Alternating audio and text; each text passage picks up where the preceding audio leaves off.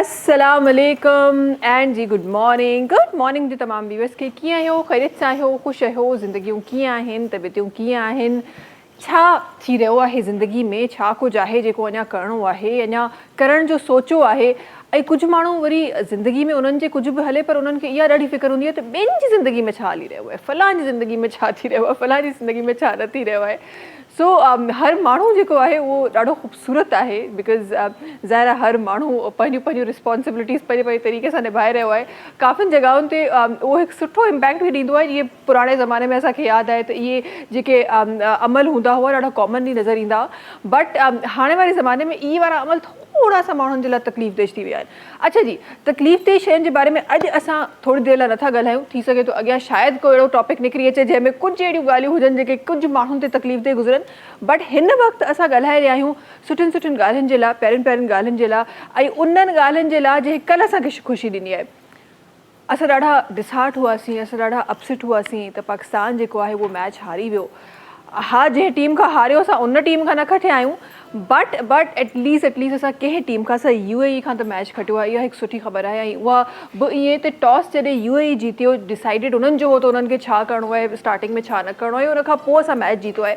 सो fill वक़्तु जेका आहे उहा ख़ुशी थोरो सो इंजॉय करे था वठूं बिकॉज़ अॻियां हली संडे ते जेको मैच थियणो उहो अगेन इंडिया ऐं पाकिस्तान जो मैच आहे। ऐं संडे ते आहे, आई एम श्योर त तमामु माण्हू जेके आहिनि उहे संडे ते घरनि में बंदि हूंदा। उन मैच जे लाइ 7:30 बजे जो टाइम ॿुधायो वञे थो। ऐं तमामु माण्हुनि जी स्क्रीन्स ते, तमामु माण्हुनि जे घरनि में, तमामु काफ़ी सारा अहिड़ा रेस्टोरेंट्स हूंदा जेके स्क्रीन्स आणंदा उहो मैच ॾिसण जे लाइ। बिकॉज़ जॾहिं बि पाकिस्तान इंडिया जो मैच थींदो आहे त it is something a big thing for us. त असां सभई जेके आहिनि उहे सभु कमु छॾे सिर्फ़ु उन मैच खे ॾिसी रहिया हूंदा आहियूं। सो जी दुआ कयो, हीउ मैच UAE खां त असां खटी छॾियो आहे। ऐं ज़ाहिर आहे UAE सुठी टीम आहे, बट उन खां खटणु शायदि थोरो आसान हो बनिस्बत इन जे त असां इंडिया खां खटी सघूं। बट जीअं असां वटि हिकु मौक़ो ज़रूरु असांखे मिलियो आहे, हिकु मौक़ो असांखे ज़रूरु मिलियो आहे त असां वराए सां जेके ग़लतियूं प्रीवियस असां मैच में कयूं असां उहे न कयूं। ऐं असां सुठे तरफ़ वेंदे ऐं वधीक सुठी स्ट्रैटेजी सां गॾु असां पंहिंजे मैच खे जीते सघूं, असां पंहिंजे मैच खे कामयाबु करे सघूं। न सिर्फ़ु मैच, कुझु कामयाबी जी कुझु ॿियूं ॻाल्हियूं आहिनि। अॼु कहिड़ियूं पहिरियूं ॻाल्हियूं आहिनि मूं वटि, कुझु कामयाबी जी ॿियूं ॻाल्हियूं आहिनि जेके मां शामिलु करणु चाहियां थी। PM साहब तव्हां मां बख़ूबी सुञाणूं था त डिफरेंट कंट्रीज़ जे जेके सफ़र ते आहिनि PM साहब आहिनि ऐं हिन वक़्तु उहे सऊदी में आहिनि। मुआहिदो हिकु जंहिंजे बारे में असां ॿुधी रहियासीं, असांखे न्यूज़ मिली रहियूं हुयूं। फाइनली उहो जेको मुआहिदो, दिफ़ाई मुआहिदो जेको आहे, उहो एग्रीमेंट जेको आहे उहो थी वियो आहे। ऐं ही सिर्फ़ु it's not the first time जेको हिन तरीक़े सां थी रहियो आहे। हा, हिन तरीक़े सां थियणु, हिन टाइम ते थियणु, after all that Israel thing, after all that Qatar thing, उन खां पोइ हिन टाइम ते थियणु हा हिकु वॾी शइ आहे। ऐं पोइ मे जे इंसिडेंट खां पोइ इहो थियणु, इहो वाक़ई में हिन वक़्तु वॾो लॻी रहियो आहे। बट प्रीवियस हिस्ट्री में बि ॾिसूं त असां ॾिठो आहे त जॾहिं बि पाकिस्तान ऐं सऊदी अरेबिया जी ॻाल्हि ईंदी आहे त पाकिस्तान ऐं सऊदी अरेबिया हिकु नज़र ईंदा आहिनि। हिस्ट्री में 80s में असां ॾिठो, असांखे ख़बर आहे हिस्ट्री जॾहिं असां पढ़ूं था त हिकु पाकिस्तान जेको आहे उहो सऊदी अरेबिया जे लाइ एज़ इन मिलिट्रली जेको आहे पाकिस्तान, उहो ॾाढो सुठो साबित बि थियो आहे।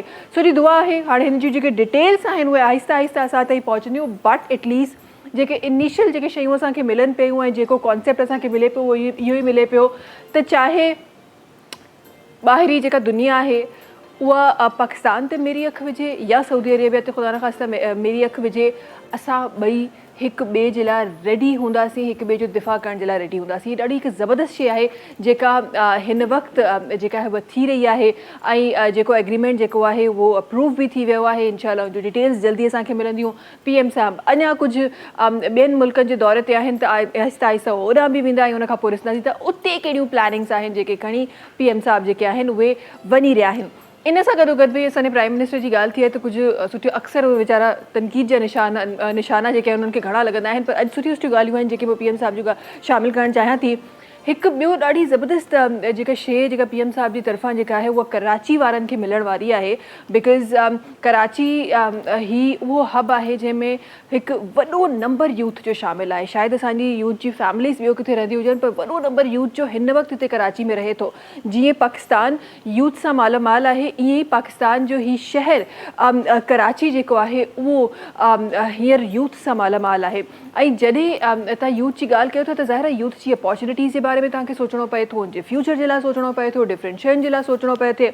असां त सोची रहिया आहियूं, गॾोगॾु PM साहब बि सोचियो आहे ऐं उन्हनि जी अनाउंसमेंट मुताबिक़ उन्हनि जे चवण मुताबिक़ त वेरी सून कराची जी यूथ जे लाइ जॉब अपॉर्चुनिटीज़ PM साहब हिकु अहिड़ो प्लान जेको आहे उहो खणी अची रहिया आहिनि जेके असांजी कराची जा जेके जॉबलेस माण्हू आहिनि उन्हनि जे लाइ फ़ाइदेमंद थियण वारो आहे। त जी हिकु ज़बरदस्त शइ आहे जेका PM साहब जी तरफ़ां थी रही आहे ऐं जंहिंजा जेके स्टेप्स ऐं इनिशियल स्टेप्स जेके आहिनि उन्हनि में जेका आहे उहो कमु स्टार्ट थी वियो आहे। इंशाल्लाह जल्दी असां उन्हनि शयुनि जी कामयाबी जो जेको असरु आहे उहो ॾिसंदासीं। गॾोगॾु वरी जॾहिं ॻाल्हि कजे त उन सिस्टम जी सिस्टम जेको आहे उहो काफ़ी ॾींहंनि खां असां जंहिंजे बारे में ॻाल्हाए रहियासीं त जी हाणे उहो सिस्टम न हूंदो जो असां चांहि पाणी जी दावत सां गॾोगॾु कंहिं पंहिंजे इलीगल एक्टिविटी खे मिनी माइनर सी इलीगल एक्टिविटी खे असां ढके सघूं। ट्रैफिक रूल्स ट्रैफिक जा जेके क़वानीन आहिनि उहे अक्सर असांखे माण्हू जेके आहिनि उहे ब्रीच कंदे नज़र ईंदा आहिनि। ट्रैफिक जा जेके सिग्नल्स आहिनि उहे माण्हू ब्रीच कंदे असांखे नज़र ईंदा आहिनि ऐं इन तमामु शयुनि खे मद्देनज़र रखंदे फाइनली टेक्नोलॉजी जो इस्तेमालु कंदे AI जो इस्तेमालु कंदे असां सिस्टम मुतारिफ़ करायो पे उहे कैमरास जे थ्रू त हाणे तव्हां खां को डायरेक्टली डील न कंदो बल्कि कंप्यूटराइज़ हूंदो। तमामु जेके शयूं हूंदियूं उहे डिजिटलाइज़ हूंदियूं त जी जेका चवंदा आहिनि त ग़लती जी जेका गुंजाइश आहे उहा इलाही घटि वञी रहंदी ऐं तव्हांजो चालान जेको आहे उहो घरनि ते पहुचंदो। उन सिस्टम जो आगाज़ चयो इहो वञे थो त 1 अक्टूबर खां थी रहियो आहे। तमामु उहे माण्हू जिन हिन वक़्तु ताईं बि पंहिंजी नंबर प्लेट जी रजिस्ट्रेशन नाहे कराई या हिन वक़्तु ताईं बि ही उन खुमार में जी रहिया आहिनि त जीअं छा सिग्नल तोड़े छॾंदासीं, केरु ई ॾिसी रहियो आहे, ख़ाली आहे, का ॻाल्हि कोन्हे, तोड़े था छॾियो। उन्हनि माण्हुनि जे लाइ हिन वक़्तु ही लास्ट वार्निंग आहे बिकॉज़ असां आख़िरी जेको हिसो आहे सेप्टेंबर जो असां उन में दाख़िल थियण वारा आहियूं ऐं 1 अक्टूबर खां हिन वक़्तु ताईं डेट चेंज न आहे, हिन वक़्तु ताईं इहा ई डेट आहे त 1 अक्टूबर खां थी सघे थो त असांजो उहो जेको सिस्टम आहे चालान जो थ्रू जेको आहे तव्हांजे एड्रेस तव्हांजी नंबर प्लेट असांखे मिले त जी असांखे इन शइ जो एज़ अ शहरी एज़ अ पाकिस्तानी असांखे इन शइ जो सबूत ॾियणो आहे, सुठे पाकिस्तानी जो सबूत ॾियणो आहे ऐं पंहिंजा जेके तमामु उहे जेके लीगल जेके फ़राइज़ आहिनि जेके असांखे सरअंजाम ॾियणा आहिनि उहे सरअंजाम ॾियणा आहिनि ऐं रोडनि ते जेके बाइक्स आहिनि जेके गाॾियूं आहिनि उन्हनि खे ॾाढो शराफ़त सां ॾाढो तमीज़ सां हलाइणो आहे ताकी असां कंहिं अहिड़े चालान जो असां शिकार न थी सघूं। जल्दी सां प्रोग्राम खे अॻियां वधाईंदे तव्हांखे ॿुधाईंदा था हलूं त GFS builders and developers different projects तव्हां सभिनी जा मार्केट में खणी आयो आहे। ॻाल्हि कयूं था DHA फेज़ 1 जहिड़ी प्राइम लोकेशन जी जिथे ठही रहियो आहे creek gold centre. Creek gold centre में तव्हां हासिल करे सघो था पंहिंजा लग्ज़री अपार्टमेंट्स, 3-4-5 कमरनि जा अपार्टमेंट्स आहिनि जंहिंजी इनिशियल पेमेंट तव्हांखे 20 लख रुपया करणी आहे। हीअ मंथली 1 लख रुपयो पे करे तव्हां क्रीक गोल्ड सेंटर में पंहिंजो अपार्टमेंट बुक कराए सघो था। गॾोगॾु क्रीक गोल्ड सेंटर में तव्हांखे मिली रहियूं आहिनि शॉप्स बि इनिशियली तव्हांखे ॾियणा आहिनि 3.5 लख रुपया मंथली 25,000 पे करणा आहिनि ऐं क्रीक गोल्ड सेंटर में तव्हां पंहिंजो शॉप बुक कराए सघो था। DHA फेज़ 1 जहिड़ी प्राइम लोकेशन में GFS बिल्डर्स एंड डेवलपर्स जे पारां ठही रहियो आहे क्रीक गोल्ड सेंटर। अॻियां हलंदे तव्हांखे ॿुधाईंदा हलूं त हिकु कम्यूनिटी स्टाइल रेजिडेंसी अची रही आहे प्रीमियम ब्लॉक जी शक्ल में जंहिंमें घर ऐं प्लॉट मौजूदु आहिनि। तव्हां जेकॾहिं उन कम्यूनिटी स्टाइल रेजिडेंसी में प्रीमियम ब्लॉक में पंहिंजो घर या प्लॉट हासिल करणु चाहियो था तव्हांखे मंथली सिर्फ़ु 20,000 रुपया ॾियणा आहिनि ऐं तव्हां पंहिंजो घर या पोइ पंहिंजो प्लॉट हासिल करे सघो था। इन सां गॾोगॾु अची रहियो आहे जी मलीर कैंट जहिड़ो ज़बरदस्त इलाइक़ो उनजे क़रीब खोखरा पार मेन रोड ते अची रहियो आहे MTR 1 चेज़ मॉल।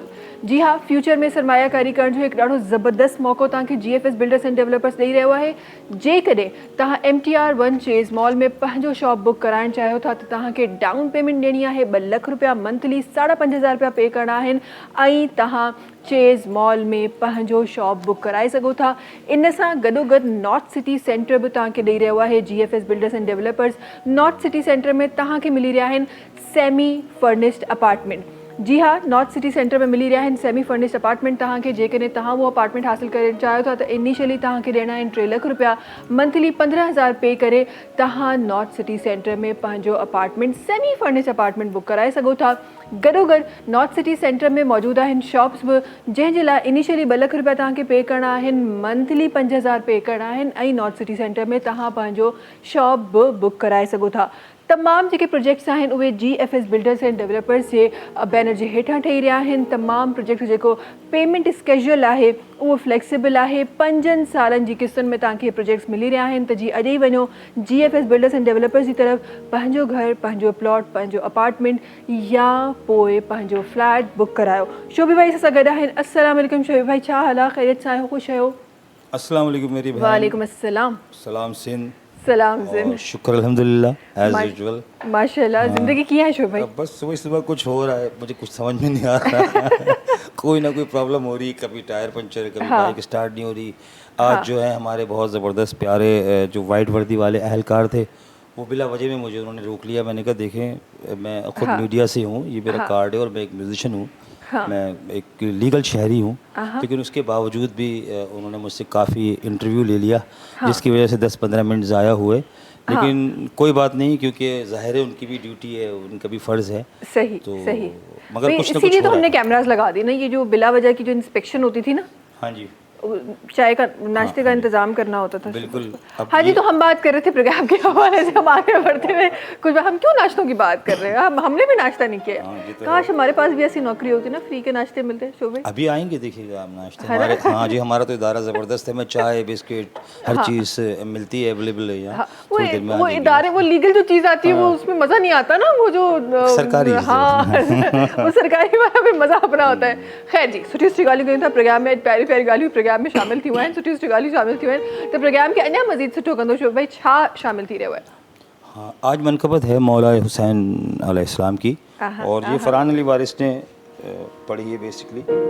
तो मैंने अपने स्टाइल से पढ़ी थी, लेकिन आज मैं सोच रहा हूँ कि फ़रहान भाई को ही डेडिकेट कर दूँ ये। बिस्मिल्लाह करते हैं।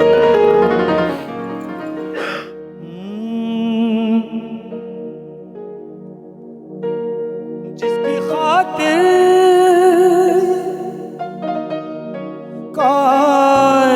कायनात बनी,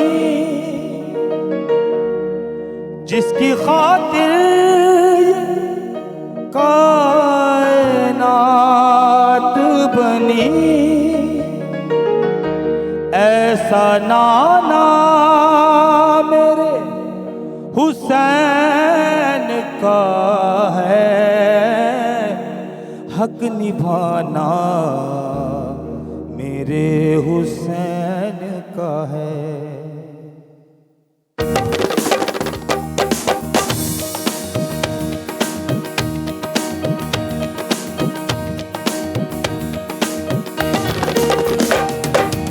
हर ज़माना मेरे हुसैन का है, हर ज़माना मेरे हुसैन का है, हक निभाना मेरे हुसैन का है, हक निभाना मेरे हुसैन का है। हर ज़माना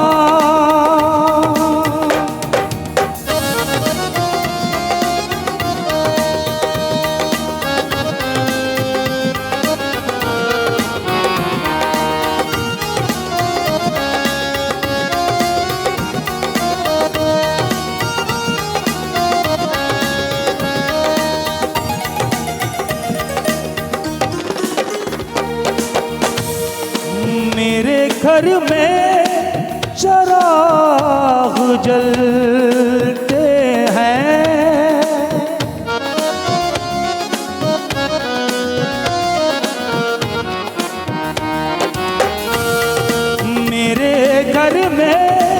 चराग जलते हैं,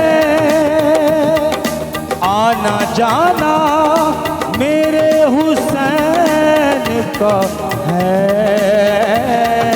हर जमाना मेरे हुसैन का है, हक निभाना मेरे हुसैन का है।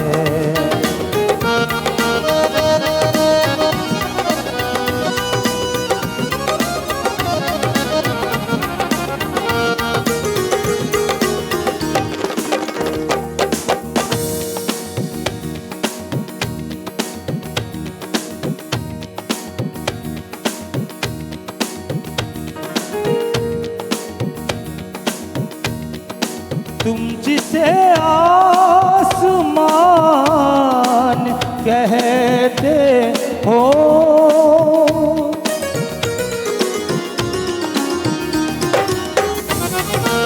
तुम जिसे आसमान कहते हो, शामियाना मेरे हुसैन का है, हक निभाना मेरे हुसैन का है, ये ज़माना मेरे हुसैन का है, हर ज़माना मेरे हुसैन का है, मेरे हुसैन का है, ओ मेरे हुसैन का है। वाह जी वाह, सुभान अल्लाह, बहुत खूब, बहुत खूब। सब कुछ ॾाढो प्यारो प्यारो थिए पियो प्रोग्राम में। इंशाल्लाह कोशिश कंदासीं त प्रोग्राम खे बि ॾाढो प्यारो प्यारो करे सघूं। अॻियां वधने जी ब्रेक की तरफ़ हलूं था वापसि थी। इंशाल्लाह तव्हांजी महिमाननि सां बि मुलाक़ात कराइणी आहे, महिमाननि सां खोड़ सारियूं ॻाल्हियूं करणियूं आहिनि, प्यारियूं प्यारियूं ॻाल्हियूं करणियूं आहिनि, प्यारे प्यारे प्रोग्राम करणो आहे। वक़्तु आहे ब्रेक जो, तव्हां सां मुलाक़ात कयूं था हिन नंढी कमर्शियल ब्रेक खां पोइ। सलाम सिंध, सलाम सिंध, सलाम सिंध, सलाम सिंध, सलाम सिंध, सलाम सिंध। जी वेलकम बैक। मानन जे तारुफ जी तरफ़ हलूं था। अॼु सभिनी खां पहिरीं जेका सगत पर्सनैलिटी तशरीफ़ फरमा है, जनाब जो तारुफ किथां शुरू कयो अचे। हिकु ज़िंदगी हिननि इंडस्ट्री खे ॾिनी आहे, हिननि जे लफ़्ज़नि ज़िंदगी ॾिनी आहे इंडस्ट्री खे। इंडस्ट्री जा कई खोड़ सारा अहिड़ा कैरेक्टर्स जिन्हनि खे हिननि जे लफ़्ज़नि जेको आहे उहो ज़िंदा कयो। ऐं मां उन्हनि ब्लेस्ड माण्हुनि मां आहियां, बिकॉज असां वटि सुठा राइटर्स जेके आहिनि उहे मुंहिंजे ख़्याल में चंद राइटर आहिनि जेके सुठो लिखंदा आहिनि ऐं जेको असरअंदाज़ लिखंदा आहिनि, जेको मीनिंगफुल लिखंदा आहिनि। जनाब जो नालो उन्हनि राइटर्स में अचे थो ऐं मां उन्हनि ख़ुशनसीब माण्हुनि मां आहियां जिन को चवंदा आहिनि त को हिकु अधु को ॾींहं जे लाइ न बल्कि साले हिननि जे लफ़्ज़नि में जेको आहे उहो कैरेक्टर्स खे जीआरण जी कोशिशि कई आहे, कैरेक्टर्स खे ज़िंदा रखण जी कोशिशि कई आहे। खोड़ सारा इख़्तिलाफ़ात बि करे करे थी वेंदा हुआ डिफरेंट शयुनि ते, उहो पंहिंजी ॻाल्हियुनि जे बारे में बाद में ॻाल्हि कंदासीं। पर ॾाढा ज़बरदस्त राइटर आहिनि जिन रीजनल हर चैनल ते ॾाढो ख़ूबसूरत लिखियो आहे। रिसेंटली सिंध टीवी जो हिकु ड्रामो जेको ॾाढो ख़ूबसूरती सां ऑनियर बि आहे हिन वक़्तु, जेको तव्हां ॾिसी रहिया आहियो वेरनि जी वस्ती जे नाले सां, उहो जनाब जे लफ़्ज़नि में लिखियलु आहे। जनाब उन पंहिंजे लफ़्ज़नि में उन्हनि कैरेक्टर्स खे ज़िंदगी ॾिनी आहे। अॻियां वधंदे मां तव्हां सभिनी खे ज़ाहिर एतिरो जेके जॾहिं मां नालो बि वठी छॾियो आहे ऐं एतिरा जेके सीनियर राइटर आहिनि उहे बि चंद हिन वक़्तु असां वटि मौजूदु आहिनि, त आई एम श्योर त तव्हां सुञाणे विया हूंदो उन्हनि खे। गुलनि वांगुरु जेके आहिनि हिननि जा लफ़्ज़ महकंदा आहिनि। अॼु पाण बि महकंदे महकंदे असां जे सेट ते अची पहुता आहिनि। अयूब गुल साहबनि जेके सगत तशरीफ़ फरमा आहिनि। अस्सलाम वालेकुम। वालेकुम सलाम। कीअं हो? ख़ैरियत सां आहियो? ख़ुशि आहियो? तबियत ठीकु आहे? तव्हां अॻु खां वधीक नंढड़ियूं थी पियूं आहियो। बस इहो इन जो जेको हिकु फ़िक्र आहे हर कंहिंखे आहे। असल इहो छा आहे जो इन जो सबबु इहो हूंदो आहे जो जेके माण्हू दिलि जा सुठा हूंदा आहिनि न उहे हमेशह ईअं हूंदा आहिनि। काश मां बि तव्हांखे चई सघां त नंढा पिया लॻो। न मां त वॾो लॻां थो। न पर थैंक यू सो मच। ऐं आई गेस हाणे उहो टाइम अची वियो आहे अयूब सभु, त जॾहिं असां नंढा हूंदासीं त सभु चवंदा तव्हां वॾा आहियो, तव्हां वॾा आहियो, तव्हां वॾा वॾा। हाणे उहो नंढपिण में असां वॾा हुआसीं, हाणे असां नंढा थी विया आहियूं। न इहो हिकु सुठो कॉम्बिनेशन थी वियो आहे। बट जनाब जेको आहे राइटिंग जा त ख़ूबसूरत स्किल महारत त पाण वटि हुई ई, ऐं खोड़ सारा सोप सीरियल्स, खोड़ सारा ड्रामा त जनाब लिखिया ई। बट हाणे माशाअल्लाह सां हिकु तंज़ीम सां वाबस्तगी थी आहे जेका ज़ाहिर हिकु फलाही तंज़ीम आहे ऐं ॾाढो ज़बरदस्त कमु करे रही आहे। उहे असांजा प्यारा आर्टिस्ट जेके अक्सर असां हिन बारे में डिस्कस बि कंदा आहियूं, त उहे आर्टिस्ट जेके ज़ाहिर हिकु टाइम लिमिट हूंदी आहे स्क्रीन जी, उन टाइम लिमिट खां पोइ जेके असांजा सीनियर आर्टिस्ट आहिनि उहे किथे ग़ाइबु थी वेंदा आहिनि, किथे हूंदा आहिनि कंहिंखे कुझु ख़बर न हूंदी आहे। हिननि हिकु नंढो स्टेप खयो आहे जेको आई एम श्योर त हिकु ॾींहुं हिकु वॾी तंज़ीम जी शक्ल में असां सभिनी जे साम्हूं ईंदो, बिकॉज़ इन ते कमु करण जी एक्चुअली ज़रूरत हुई। ऐं तव्हां जहिड़ा माण्हू इन ते कमु कनि, ॿियो असांखे छा खपे। हाणे मूंखे लॻे पियो त जेको मुंहिंजो जेको लास्ट स्टेज हूंदो अलाए साईं अगरि ज़िंदगी ॾिनी त उहो ॾाढो सुठो गुज़रंदो तव्हांजी हिन तंज़ीम खां पोइ। न लास्ट छो, हींअर तव्हां असां सां गॾु आहियो, जेके बि असां तंज़ीम जो मक़सदु इहो आहे जेके गुमनाम आहिनि, जिन खे स्क्रीन न मिली आहे, स्टेज न मिली आहे।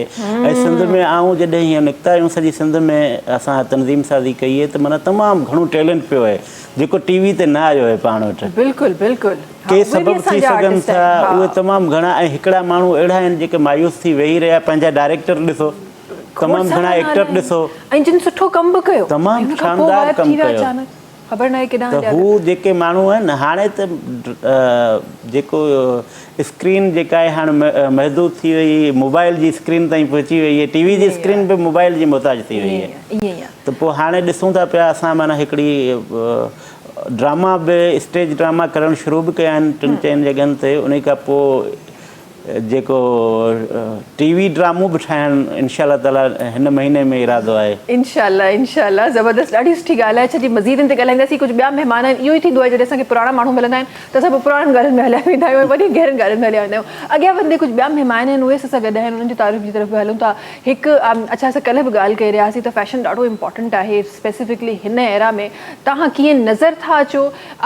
इहो पहिरीं चवंदा आहिनि त असां सिर्फ़ु ॿुधंदा हुआसीं त first impression is the last impression, but actually हाणे सच थींदी असांखे हिन दौर में नज़र अची रहियो आहे। तो जी उन सां ई रिलेटेड हिकु फैशन डिज़ाइनर सां गॾु तशरीफ़ फरमा आहे। न सिर्फ़ु हिकु फैशन डिज़ाइनर आहिनि बल्कि पाण इवेंट प्लानर बि आहिनि। असां गॾु फरीहा शाह साहिबा आहिनि जेके तशरीफ़ फरमा आहिनि। अस्सलाम वालेकुम। वालेकुम कीअं हो, ख़ैरियत सां आहियो, ख़ुशि आहियो? अल्हम्दुलिल्लाह। तबियत ठीकु आहे?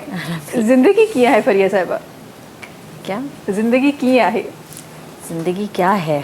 हाँ चलिए, ऐसे भी सही है जी। जिंदगी है, जिंदगी है। हाँ। मतलब ज़िंदगी किस हवाले से मतलब पूछ रही हैं? हर आपकी ज़िंदगी कैसी है? अच्छा, मेरी ज़िंदगी कैसी है? ज़िंदगी एक बस जद्दोजहद का नाम है और काम करते जाओ और मतलब कुछ करने का नाम है। आप कुछ ना कुछ मकसद के तहत बने, मकसद के तहत बने हैं। हाँ, लेकिन हम तो बड़ा तो ऐसे ही, मैं तो कभी ऐसे ही पूछ लेती हूँ कि ज़िंदगी कैसी है। कोई लोग बता देते हैं कि ज़िंदगी क्या है, कोई लोग बता देते हैं कि उनकी ज़िंदगी कैसे गुजर रही है। तो हम तो बस ऐसे, वो कहते हैं हम तो बस बॉल फेंक देते हैं, जिसकी मर्जी जिस एंगल से कैच करें। अच्छा जी, आगे बढ़ते हुए कुछ ॿिया महिमान जल्दी सां उन्हनि जो बि नालो शामिल करदा वठूं। ऐं जनाब जॾहिं बि मुंहिंजे डिफरेंट जॻहियुनि ते मुंहिंजे शो में ईंदा आहिनि त ॾाढो ख़ूबसूरती सां परफॉर्म कंदा आहिनि। ऐं न सिर्फ़ु पाण परफॉर्म करे रहिया आहिनि बल्कि पंहिंजा जेके फ़र्ज़ंद आहिनि उन्हनि खे बि पाण जेका आहे उहा ट्रेनिंग ॾेई रहिया आहिनि। ऐं ट्रेनिंग सां जनाब जो तालुक़ बि आहे, सिखण ऐं सेखारण सां जनाब जो तालुक़ आहे। ॾाढा ज़बरदस्त सिंगर सां गॾु मास्टर अब्दुल जब्बार साहिबनि जेके तशरीफ़ फरमा आहिनि। अस्सलाम वालेकुम। कीअं हो, ख़ैरियत सां आहियो, ख़ुशि आहियो? तबियत ठीकु आहे? ज़िंदगी कीअं आहे अब्दुल जब्बार साहब? ज़िंदगी तमामु ख़ूबसूरत आहे। माशाल्लाह माशाल्लाह। किथे गुज़री रही आहे, कीअं गुज़री रही आहे, छा कमकार हली रहियो आहे? ज़िंदगी पंहिंजी अकेडमी में गुज़रे पई, सिखूं पिया, सेखारियूं पिया। हा माशाल्लाह फनम जो विकास ॿुधो। माशाल्लाह। सिखण ऐं सेखारण जो अमल त मूंखे लॻे थो पोइ त ॾाढो ख़ूबसूरत ज़िंदगी गुज़री रही आहे न। अच्छा जी, अॻियां वधंदे छो त जनाब जा ॿ फ़र्ज़ंद आहिनि जेके असां सां हिन वक़्तु असांजे प्लेटफॉर्म ते असां सां गॾु असांजे मंच ते वेठा आहिनि। असां गॾु तनवीर अली बोड़ो साहिब आहिनि जेके तशरीफ़ फरमा आहिनि। तव्हांखे बि भलीकार शो में, ख़ैरियत सां आहियो, ख़ुशि आहियो? तबियत ठीकु आहे? माशाल्लाह। इन सां गॾोगॾु मासूम मुदस्सिर अली दीवानो तशरीफ़ फरमा आहे। तव्हां ख़ैरियत सां आहियो, ख़ुशि आहियो, ठीकु आहियो? हे दीवानो अचानक सां किथां आयो?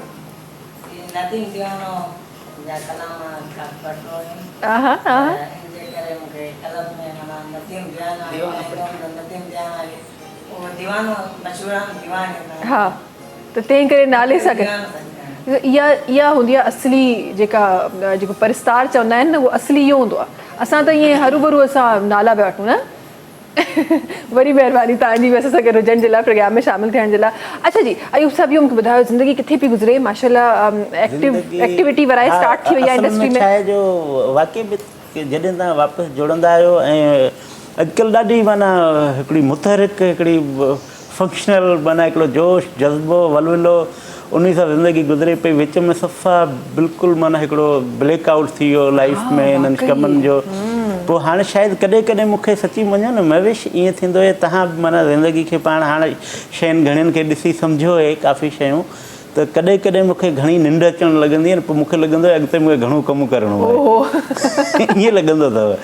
सो हींअर मूंखे माना सची मञो ॿियो कमुकार ईअं चइजे जेको प्रैक्टिकली जिन मिसाल तौरु रोज़गार वारो उहो घटि आहे, पर हीउ जेको कमु असां खयो हाणे माना ईअं लॻे थो त माना तमामु घणा कम अॻिते करिणा आहिनि।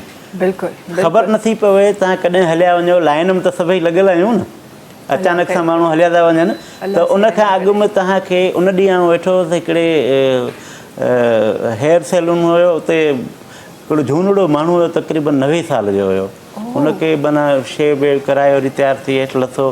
पोइ मूंखे ख़्यालु आयो त हीउ ॾिसो असांखे अलाह साईं मौक़ो ॾिनो आहे, हींअर पेर ॾिना आहिनि, नखियूं ॾिनियूं आहिनि, असांखे दिलि ॾिनी आहे, जज़्बो ॾिनो आहे, हाणे माण्हुनि सां मिलो, शहरनि खे ॾिसो, माण्हुनि खे ॾिसो, ज़िंदगी खे मुतहरिक रहो, जेसिताईं तव्हां वटि टाइम आहे न उनखे यूज़ कयो। बिल्कुलु बिल्कुलु। ऐं इवन माना हिन वक़्तु आउं आयुसि पियो हेॾां त माना मूंखे ईअं लॻो त माना असां जेको जेको मिंट असांजो वञे थो पियो न उहो ॾाढो क़ीमती आहे ऐं असांखे उनजो क़दुरु कोन था कयूं, न त हिकु हिकु मिंट जी क़ीमत आहे। तव्हांखे इन मां अंदाज़ो लॻेव जेकॾहिं 10 मिंट लेट पहुचो त उहो केॾो तव्हां माना उन में वक़्त जी अंदाज़ो उन महिल थिए थो जॾहिं तव्हांखे टाइम मिलियल थो हुजे, उन टाइम ख़बर थी पइजे। सो ही शयूं आहिनि। हाणे ज़िंदगी ॾाढी ज़बरदस्त ऐं मूं पंहिंजो पाण खे नए सिरे सां ॻोल्हियो आहे ऐं मूंखे लॻे थो त माना तव्हां भरपूर निंड करे उथो था, इहा बि वॾी नेमत आहे। तव्हां हली वञो था कंहिं वटि, कंहिं सां ॻाल्हायो था, केरु तव्हां सां खिली ॻाल्हाए थो, इहे वॾियूं नेमतूं उन्हनि खे इंजॉय कयो। बिल्कुलु। अच्छा, इन सां गॾोगॾु ख़बर न आहे छो असां एॾियूं डेप्थ में वञी ॻाल्हाए रहिया आहियूं, बट एक्चुअली इहे ॻाल्हियूं हक़ीक़त आहिनि ऐं इहे इंसान ज़ाहिर मेच्योर थियण खां पोइ इंसान खे पहिरीं सम्झ में न ईंदियूं, पर हाणे एक्चुअली आहिस्ता आहिस्ता उन्हनि शयुनि खे जॾहिं सम्झ में अचणु लॻियूं आहिनि। असां अक्सर ॿुधंदा आहियूं, असां अक्सर ॾिसंदा आहियूं त काफ़ी माण्हू ईअं चवंदा आहिनि त असांखे निंड नथी अचे, असां सां मसइलो असांखे निंड नथी अचे। कॾहिं कॾहिं मां सोचींदी आहियां त हीअ कहिड़ी निंड आहे ऐं उहे कहिड़ियूं अखियूं आहिनि जिन्हनि खां निंड ग़ाइब थी वञे। इंसान जॾहिं ॿियनि जी परेशानियुनि में ज़िंदगी गुज़ारे थो, इंसान जॾहिं ॿियनि जी टेंशन में ज़िंदगी गुज़ारे थो, तव्हांजो माइंड ऑटोमेटिकली उहो एतिरो थकियलु हूंदो आहे जेको तव्हांखे जेका सुकून जी जेका निंड आहे उहा तव्हांखे मिली रही हूंदी आहे। त छा उहो ज़हन कमु करणु उन छॾे ॾिनो आहे? बज़ाहिरनि उहो जॉब बि कनि पिया, सुठी लाइफ सबबु आहे। भविष्य मिसाल तौरु तव्हां हींअर आयो, पंहिंजी ड्यूटी कयो, हक़ हलाल जी रोज़ी कमाई, हाणे वेंदो न तव्हांखे निंड ॾाढी ज़बरदस्त ईंदी। जेकॾहिं तव्हां कंहिंजो हक़ खाईंदव, करप्शन कंदव ऐं कंहिं सां ज़्यादती कंदव, पोइ तव्हांजी निंड फिटल हूंदी। हारी जेको आहे सॼो ॾींहुं ॿनी में माना बाहि मथे हेठां ॾेई वण जे हेठां सुम्ही थो पवे, हुनखे कंहिं बादशाह खां सुठी निंड थी अचे। बिल्कुलु। छाकाणि जो हुनजो ज़मीर मुतमइन आहे त माना मूं कंहिंखे माना सतायो न आहे, कंहिंजो हक़ न आहे खाधो। ऐं करोड़नि अरबनि वारा माण्हू आहिनि, उहे रातियुनि जो जागनि था, हैंगओवर कनि था, पी खाई ऐं पोइ माना उन में किरी था पवनि, निंड पोइ कोन थी अचे। टैबलेट्स हुननि जी मजबूरी आहिनि, छाजे करे आहिनि? छो त उन्हनि जो अंदरि मुतमिन न आहे। हिकिड़ा माण्हू ॿिनि क़िस्मनि जा दुनिया में माण्हू आहिनि। हिकिड़ा माण्हू उहे आहिनि जेके पेट जो सोचनि था, हिकिड़ा उहे आहिनि जेके रूह जो सोचनि था। पोइ पेट वारा परेशान आहिनि, रूह वारा जेके आहिनि न मज़ो आहे हिन दुनिया में। वाह वाह, छा ई ॻाल्हि, ॾाढी ज़बरदस्त सां ॻाल्हि करे छॾी आहे। ऐं एक्चुअली इहे लफ़्ज़ सिर्फ़ु लफ़्ज़ न आहिनि, इन्हनि लफ़्ज़नि जे पोयां तव्हांजी ख़ूबसूरत ज़िंदगी आहे। अगरि तव्हां इन्हनि लफ़्ज़नि खे सम्झणु शुरू करे छॾियो, इन्हनि लफ़्ज़नि खे अमली तौर ते करणु स्टार्ट करे छॾियो, त हिन लफ़्ज़नि जे पोयां हिकु ॾाढी ख़ूबसूरत ज़िंदगी आहे। छा ज़िंदगी ख़ूबसूरत आहे ऐं अॼोकी ज़िंदगी खे ख़ूबसूरत बनाइण जे लाइ, जीअं मां पहिरीं बि चयो, ऐं डिफरेंट शोज़ में असां चवंदा बि रहंदा आहियूं त फैशन ॾाढो इंपॉर्टेंट आहे। त थोरो सो उन फील्ड की तरफ भी हलूँ था। असां गॾु फरिया साहिबा तशरीफ़ फरमाएं। मुझे ये बताएं कि क्या ट्रेंड में चल रहा है फरिया साहिबा, ज़रा ये बताएं। जब आप फैशन की बात करते हैं, क्या चीज़ें ट्रेंड में हैं और क्या नया ट्रेंड है जो आज आप हमारे व्यूवर्स के लिए लाई हैं? ट्रेंड में अब लड़कियों के लिए, यूनिवर्सिटी कॉलेज गर्ल्स के लिए भी ज़्यादा उनको नीड होती है कि मतलब लाइक स्लो, मतलब इतने ज़्यादा ओवर डिज़ाइनिंग नहीं है। मिड समर है। बिल्कुल। तो मतलब लाइट से इस पर डिज़ाइनिंग हो और ताकि वो वेयर कर सकें कॉलेज यूनिवर्सिटी की। हाँ, कितना मुश्किल होता है ईस्टर्न को या वेस्टर्न को दोनों को साथ लेके, क्योंकि आज की मुझे लगता है जनरेशन ये मांगती है बिल्कुल। कि उसमें ईस्टर्न टच भी आए फिर वेस्टर्न टच भी आए, तो ये कितना मुश्किल होता है इसको टीनेजर्स है ना, टीनेजर्स का भी बिल्कुल रुझान बिल्कुल अलग है कि वो ईस्टर्न भी चाह रही हैं वेस्टर्न भी चाह रही हैं, बहुत वन स्टेप सॉल्यूशन लाइक ऐसे है।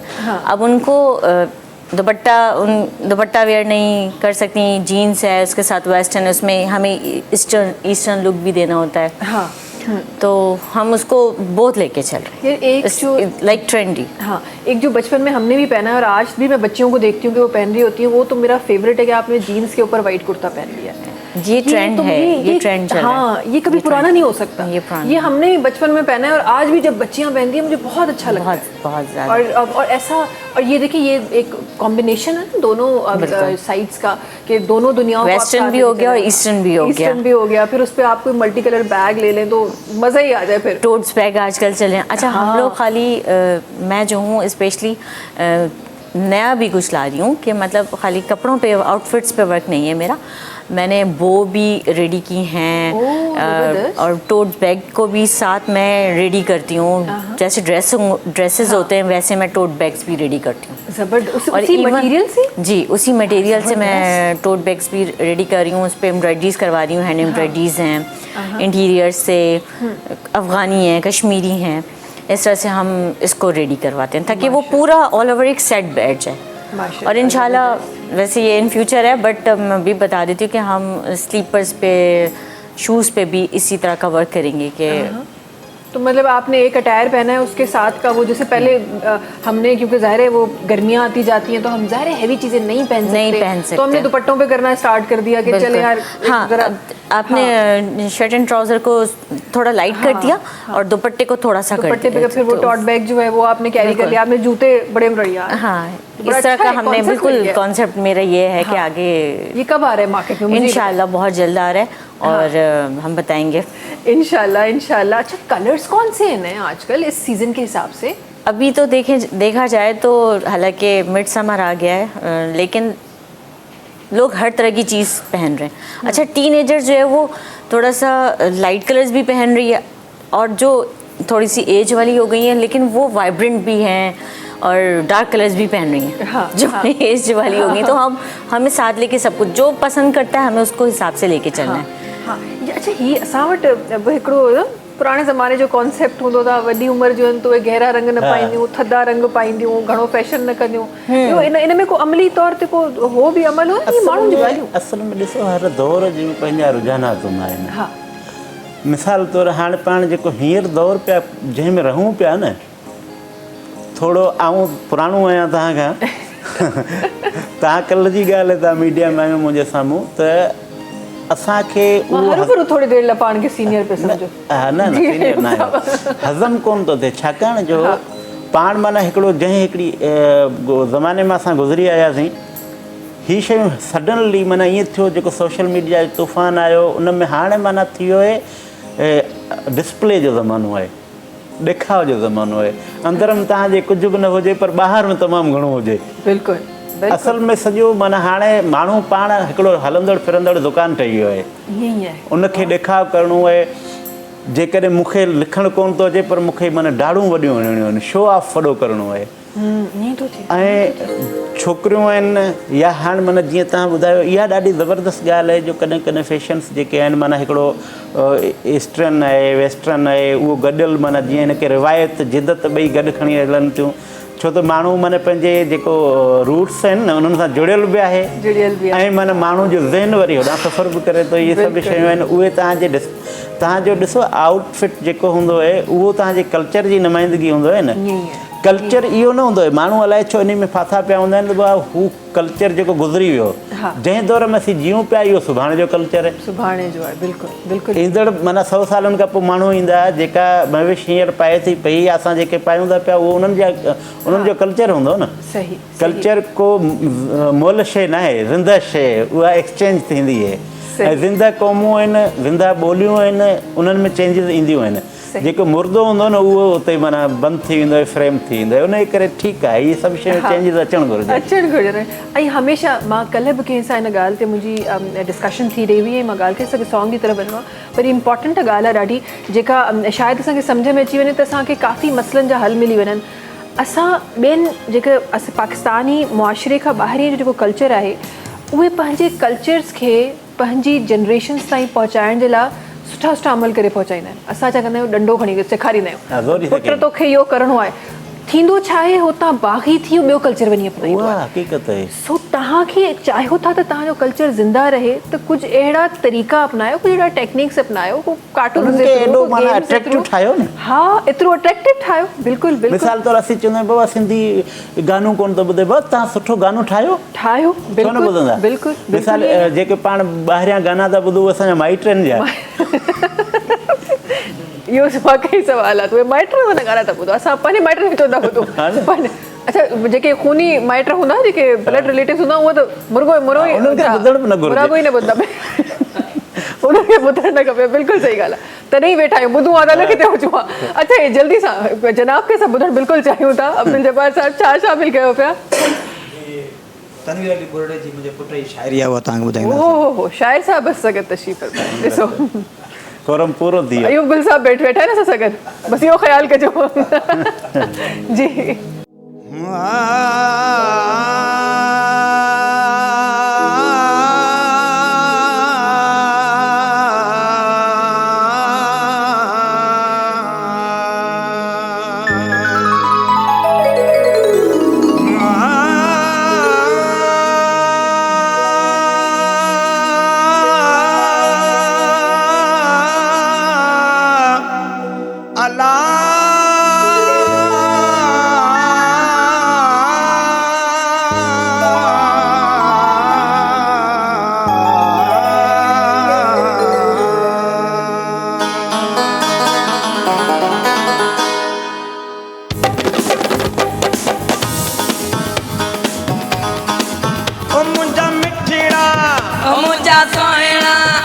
मुंहिंजा प्यारा, मुंहिंजा खिलणा, ॾाढो वणे थो, खिली मुंहिंजी दिलि खणे थो, ॾाढो वणे थो, खिली मुंहिंजी दिलि खणे थो। ओ मुंहिंजा मिठड़ा, ओ मुंहिंजा सोहिणा, ओ मुंहिंजा प्यारा, ओ मुंहिंजा खिलणा, ॾाढो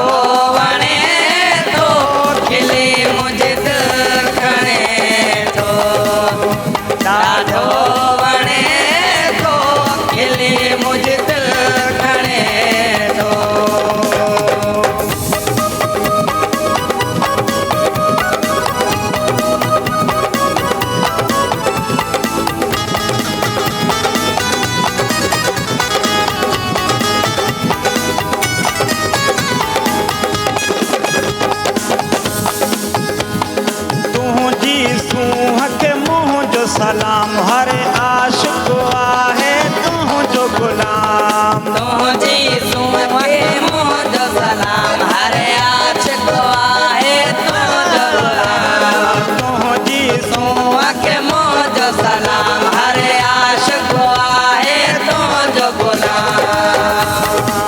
ओ मुंहिंजा मिठड़ा, ओ मुंहिंजा सोहिणा, ओ मुंहिंजा प्यारा, ओ मुंहिंजा खिलणा, ॾाढो मुझे दिल खणे थो, ॾाढो वणे थो, खिली मुझे दिल खणे थो।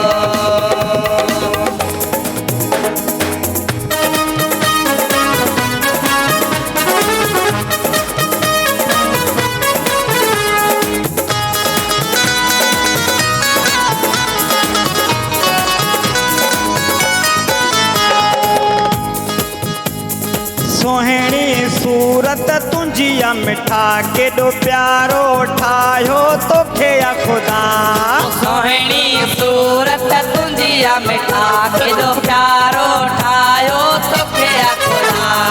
सोहिणी सूरत तुंहिंजी आ मिठा, केॾो प्यारो ठाहियो तोखे आ ख़ुदा।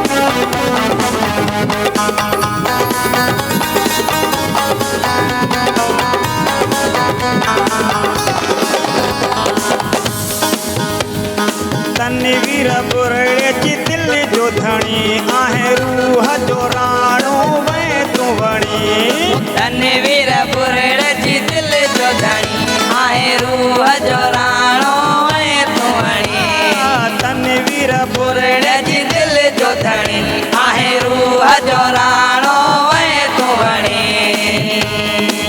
ओ मुंहिंजा मिठड़ा ओ मुंहिंजा सुहिणा ओ मुंहिंजा प्यारा ओ मुंहिंजा खिलणा ॾाढो वणे थो खिले मुंहिंजे दिलि खणे थो ॾाढो वणे थो खिले मुंहिंजे दिलि खणे थो ओ मुंहिंजा मिठड़ा ओ मुंहिंजा सुहिणा ओ मुंहिंजा प्यारा ओ मुंहिंजा खिलणा ॾाढो वणे थो खिले मुंहिंजे दिलि खणे थो ॾाढो वणे थो खिले मुंहिंजे दिलि खणे थो जबरदस्त। तनवीर साहब, ये माइटन ला हो या माइटन का बाहर हो? सब जलायो जवाब ही कोने। सब जलायो हाँ, समझ में कोने, समझ में अची जवाब ॾियण खां घबराइनि पिया। तव्हां घर वेठा हो न, अकेला हुजो न त शायदि जवाब ॾेई छॾंदा। बस जेको पाण खे सम्झे जेको पाण हवाई फायर अॻियां वधाईंदे को लफ़्ज़ पकड़ियो, ये पहिरीं पकड़ंदा हो ड्रामनि में। हे लफ़्ज़ हीअं न हीअं हूंदो आहे। न न भले इहो ईअं ई हूंदो आहे। हाँ, इहो ईअं ई हूंदो आहे, इहो ईअं ई हलंदो आहे। अच्छा, फरिया साहिब तो कहीं और थी, नहीं सर से गुजर समझ में रही नहीं थी। आ रहा था ना। हाँ, सिंधी नहीं आती मुझे। हाँ, वो पता नहीं कहाँ जा रहा, कौन सी जगह सोच रही थी, कौन सी दुनिया में आ गई हूँ मैं, ऐसे ही। सिंधी नहीं आती मुझे। अच्छा, कभी कोई सिंधी फ्रेंड्स कराची में पली बढ़िया, हाँ पली कोई सिंधी स्पीकिंग फ्रेंड कोई नहीं मिला? यार हैरत की मतलब बात है, बहुत, ये ऐसे कैसे हो गया? थोड़ी थोड़ी आती है, थोड़ी समझ आ रही, थोड़ी थोड़ी सी बातें थोड़ी थोड़ी समझ है, बस इतना ही चाहिए हमें, बस इतना ही चाहिए हमें कि समझ आनी चाहिए बस। लेकिन बोल नहीं पा रही। हाँ, वो भी मुझे लगता है ये आप वो कहते हैं ना, कुछ चीज़ें होती हैं जो प्रैक्टिस डिमांड करती हैं, तो अच्छा। जो लैंग्वेज है अभी वो हम ऐसी है। लाइव है? हाँ, बिल्कुल लाइव है हम। ओके। मैंने सुना था कि लोग कहते हैं कि आपके शो में अक्सर लगता है कि हम कोई बिल्कुल फ्री हैं, हाँ, घर जैसा माहौल है, स्मूथ एनवायरनमेंट है, स्मूथ एनवायरनमेंट है। मुझे सबूत मिल रहा है इन बातों का। जल्दी से ब्रेक की तरफ हलूं था नाज़रीन, वक्त है ब्रेक जो तव्हां सां मुलाक़ात कयूं था नंढी कमर्शियल ब्रेक खां पोइ। सलाम सिंध सलाम सिंध सलाम सिंध सलाम सिंध सलाम सिंध सलाम सिंध जी, वेलकम बैक। अच्छा जी, खोड़ सारी ॻाल्हियूं अॼु प्रोग्राम में शामिल थी रहियूं आहिनि। थोरो सो फरिया साहिब जी तरफ़ मां वापसि वञणु चाहियां थी। ऐं ज़ाहिर पाण हिकु सिर्फ़ु फैशन डिज़ाइनर न आहिनि, बल्कि हिकु इवेंट ऑर्गेनाइज़र, इवेंट प्लानर भी आहिनि। थोरो सो मां उन जे हिसाब सां बि ॼाणणु चाहियां थी, एज ए फीमेल किस तरह जब आप इवेंट प्लानिंग की बात करती हैं तो किस तरह चीज़ें मैनेज होती हैं? बिकॉज ज़ाहिर ये जॉब तो मुझे लगता है बहुत ज़्यादा आउटडोर मांगती है, बाकी जॉब्स भी हैं, लेकिन इसके लिए आपको एक्चुअली एक्सपोज होना पड़ता है, जगह जगहों पे जाना पड़ता है। तो एज ए फीमेल किस तरह चीज़ें मैनेज होती हैं? अच्छा, सबसे पहले तो मैं ये बता दूं कि हम इवेंट प्लानर नहीं हैं, खाली कॉर्पोरेटिव इवेंट प्लानर हैं, जिसमें ना अक्सर के माइंड में ये मिसकॉन्सेप्शन आता है कि मतलब हम ये खाली बर्थडे सेलिब्रेशन या मैरिज सेरेमनीज़ या मैरिज सेलिब्रेशन लोग हम इवेंट करते हैं, सिर्फ इसी को समझते हैं। इसी को समझते हैं। तो मैं ये बता दूं कि corporative event management basically workshop arrange करना, और कॉर्पोरेट साइड पे मोस्टली कॉर्पोरेट साइड लाइक जैसे कंपनीज़ हो गए, मल्टीनेशनल कंपनीज़ हो गए, इनके वर्कशॉप अरेंज करना, या कॉन्फ्रेंसेस हैं, lunch dinner, official lunch and dinner arrange करना, और ये हम अरेंज करते हैं और सारी सर्विस प्रोवाइड करते हैं। इवन फेस्टिवल, कार्निवल हो गए या लाउडर हो गए, या मतलब जो भी है इस तरह की चीज़ें हम ये अरेंज करते हैं। एज ए फीमेल आपको लगता है कि कोई बैरियर्स हैं अभी भी as a female event planner और ज़ाहिर मेल के बीच में? बिकॉज मेल को हम हमारी सोसाइटी, हमारा कल्चरल वैल्यूज़ हमारी डिफरेंट है, तो उसके लिए ज़ाहिर एक औरत को बाहर निकलना, एक ज़ाहिर अपने तमाम सोसाइटल जो वैल्यूज़ हैं उनको साथ लेके चलना होता है, तो मुश्किल लगता है? अभी भी बैरियर्स हैं वैसे। ये बहुत अच्छा क्वेश्चन है आपका। और मुझे लगता है कि अब सिर्फ हम नहीं, अब हर औरत काम करना चाह रही है, चाहे वो घर में रहकर या बाहर जाके, लेकिन बैरियर्स हैं आई थिंक, और बैरियर्स उनके शायद अपने ज़्यादा हैं ऐसे ही अपने ज़्यादा हैं, जो उनकी लिमिटेशंस हैं या बोल सकती हूँ मतलब कुछ भी, प्लीज हाँ मतलब उनके अपने उनके हस्बैंड भी कुछ बैरियर्स ला रहे होते हैं, ये हकीकत क्यों नहीं है चाह हमारे रहे होते, माशरे की। मुझे ये नहीं समझ में आती। जबकि मैं लिटरली आपको बताऊं कि मैं इतने ज़्यादा बाहर नहीं निकली हूँ, हाँ। मैं अब निकली हूँ, लेकिन माशाल्लाह मुझ में बहुत कॉन्फिडेंस आ गया और माशाल्लाह। चीज़ें कर रही हूँ।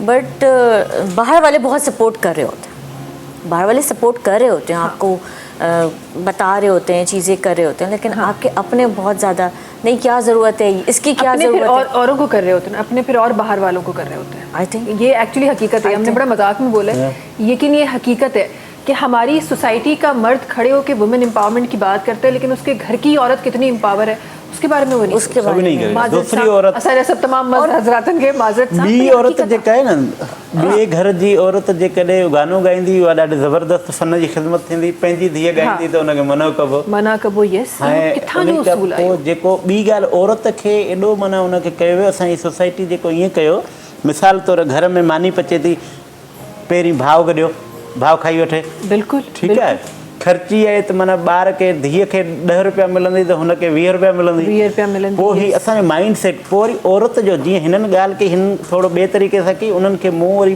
ॿिए तरीक़े सां माना हुनखे ॾिठो त हिननि चयो त पंहिंजा ई बैरियर्स जेके आहिनि, हाँ। पंहिंजी औरत खे न सिर्फ़ु घर जे माना पीउ जा, भाइरनि जा या हस्बैंड जा न, हुनजे पंहिंजे अंदरि जा बैरियर्स आहिनि। अंदर जा भी बैरियर्स, हू सोचे थी आऊं ही कयां थी, अलाए कीअं लॻंदुसि, मुंहिंजो भाउ कीअं चवंदो, ॿियो माण्हू कीअं चवंदो, हू पंहिंजे अंदरि में हुनखे नफ़सियाती तौर ते एतिरो माना हुन में विहारियल, तूं औरत ही तूं नथी करे सघीं, तूं ही कपिड़ा नथी पाए सघीं, तूं हुते नथी वञी सघीं, हू अंदरि में बि माना हिकिड़ी मशरक़ी औरत आहे न जेका, उनखे उहो त तमामु घणो विहारियल आहे, मेंटली हू माना इहो सोचे थी यार हीअ आउं कोन करे सघंदमि। बिल्कुलु बिल्कुलु। अच्छा, एक कॉलर सां गॾु आहिनि, हाजी साहब लाइन ते आहिनि, मां चाहींदी त उन्हनि खे बि शामिल करे पंहिंजे प्रोग्राम में। जी अस्सलाम वालेकुम। वालेकुम सलाम रहमतुल्लाहि बरकातहू। हाजी साहब कीअं आहियो, ख़ैरियत सां आहियो, ख़ुशि आहियो? बाबा ख़ैर ख़ैर, तव्हां ॿुधायो?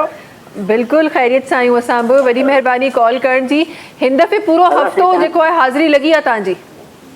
हाँ, पूरो हफ़्तो तव्हांजी हाज़िरी लॻी आहे हाजी साहब? अल्हम्दुलिल्लाह अल्हम्दुलिल्लाह, हाज़िर लॻे त भलो न।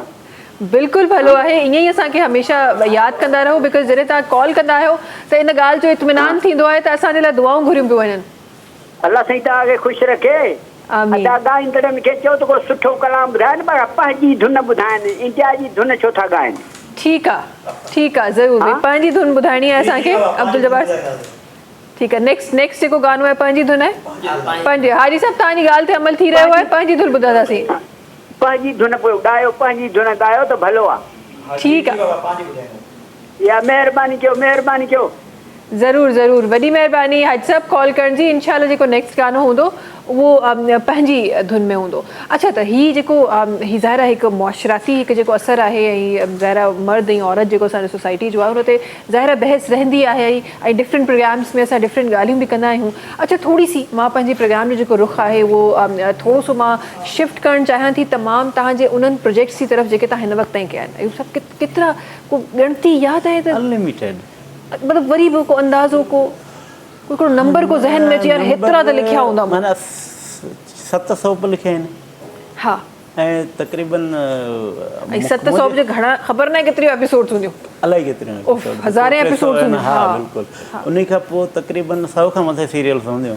अल्लाह, अनलिमिटेड सोलो प्लेज आहिनि, माशाल्लाह, ऐं टाइटल सॉन्ग्स आहिनि, माशाल्लाह, स्टेज प्लेज आहिनि, ऐं ज़बरदस्त। किताब आहिनि, 3 किताब छपियल आहिनि। असांजे लाइ कॾहिं पिया लिखो? तव्हां जॾहिं चवंदो। इन ते थोरो सीरियसली ब्रेक में गुफ़्तगू कंदासीं।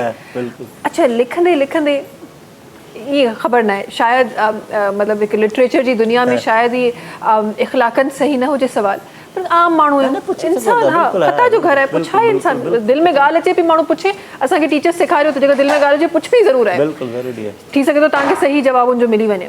जॾहिं असां लिखण जी ॻाल्हि कंदा आहियूं, ॾिसो दुनिया जेका बि आहे, दुनिया जेका ठहियलु आहे उहा बि हिकु पैमाने ते ठहियलु आहे, उन पैमाने खां ॿाहिरि न आहे।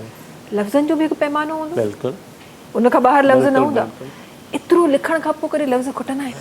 असल में खुटंदा लफ़्ज़ तॾहिं आहिनि जॾहिं तव्हां पढ़ंदा न आहियो, इनपुट न हूंदो, रुगो आउटपुट हूंदो न।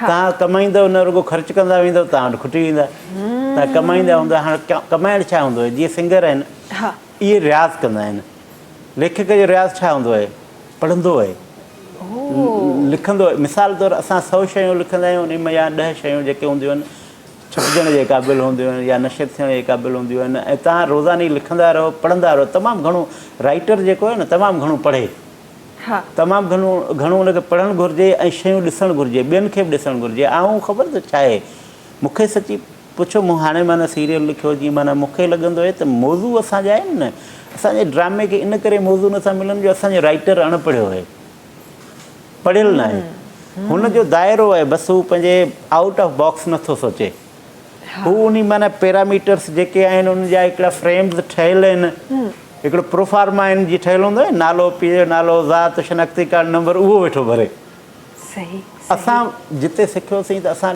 माना पंहिंजे पाण खां बि तव्हांखे सीरियसली ॿुधायां ऐं जॾहिं लिखंदो आहियां कॾहिं कॾहिं मूंखे लिखंदे माना ऐं हिकिड़ो डिस्कवर कंदो आहियां यार हीअं बि करे सघिजे थो इनखे छो न ईअं कजे ऐं तमामु घणो पढ़िजे तमामु घणो ॾिसिजे ऐं पोइ तव्हां खुटंदव कोन ऐं उन खां पोइ जेको कुझु शयूं आहिनि असांजा दोस्त आहिनि उन्हनि खे ख़बर न हूंदी आहे त माना लिखणु छा घुरिजे ऐं अॼु जे दौर में छा ज़रूरत कहिड़ी आहे हिन दौर में असां छो नाकाम आहियूं छाकाणि जो असांजा मौज़ू न आहिनि उहे असां नवनि मौज़ू जेके आहिनि सब्जेक्ट आहिनि उनखे टच ई कोन था कयूं हींअर एॾी तव्हांजी मीडिया जेका आहे एंटरटेनमेंट इंडस्ट्री एॾो माना अॻिते वधी चुकी आहे जो असां जॾहिं पंहिंजो पाण खे ॾिसूं था लॻे थो त असां त ॿार वारी रांदि वेठा कयूं त असांखे मौज़ू चेंज करणा पवंदा असांजो आर्टिस्ट जेको मिसाल तौरु धुनुनि जी ॻाल्हि थी मूं कल्ह टियों ॾींहुं माना इहो फेसबुक ते बि लिखियो त यार शाह लतीफ़ जो मेलो माना हर साल थिए थो मिसाल तौरु माना उन में 3 ॾींहंनि जो सभई माण्हू स्टेज ते अचनि था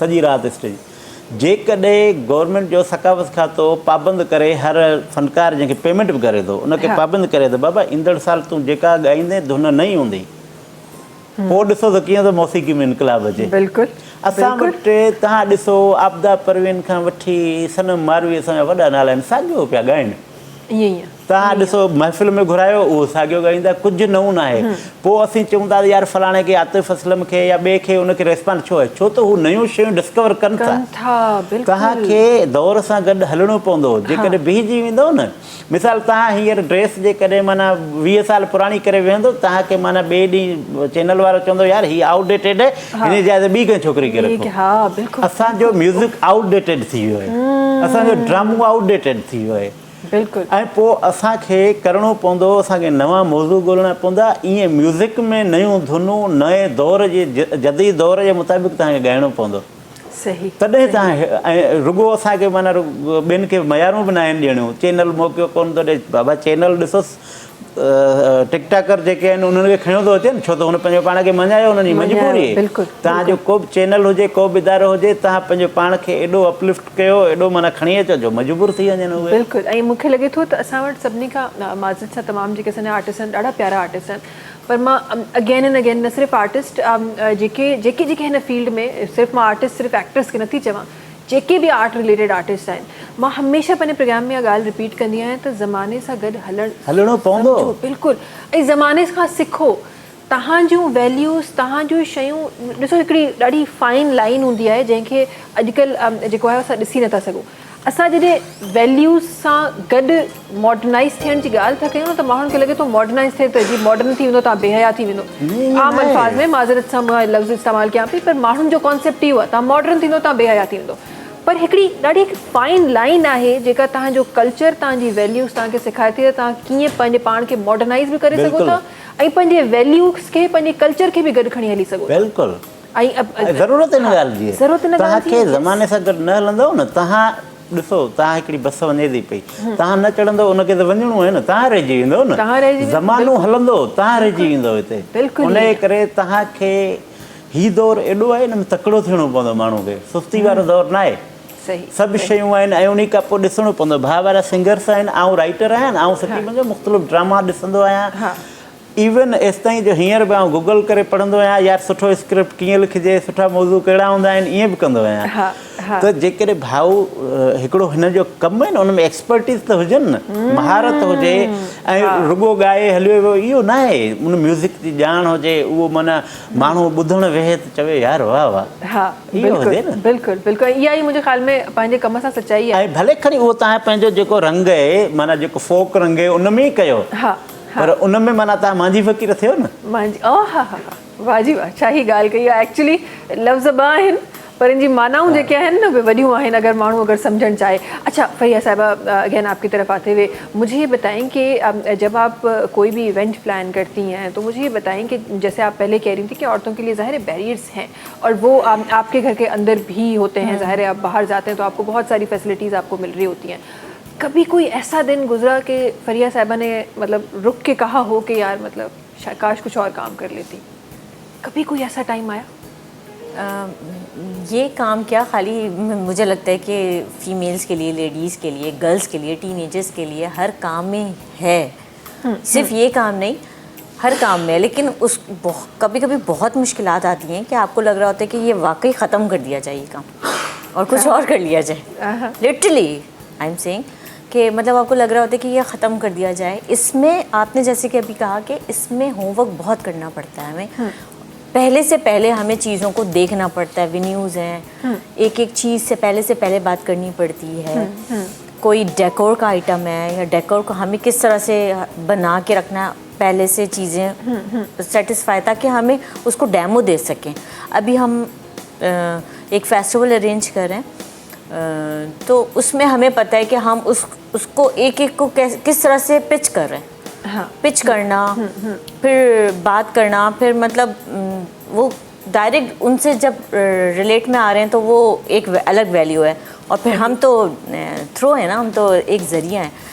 तो उस तरह से हमें फेस करना ये बहुत मुश्किल होता है। ये भी मुश्किल है, कॉर्पोरेट साइड पे भी मुश्किल हो जाता है। जब कॉर्पोरेट साइड पे जाते हैं, मल्टीनेशनल कंपनी की तरफ जाते हैं तो उस तरफ बड़ा मुश्किल हो जाता है उनके हिसाब से बात करना, और इस तरह से फिर आपको पता है कि सब अपने हिसाब से चला रहे होते हैं। सही।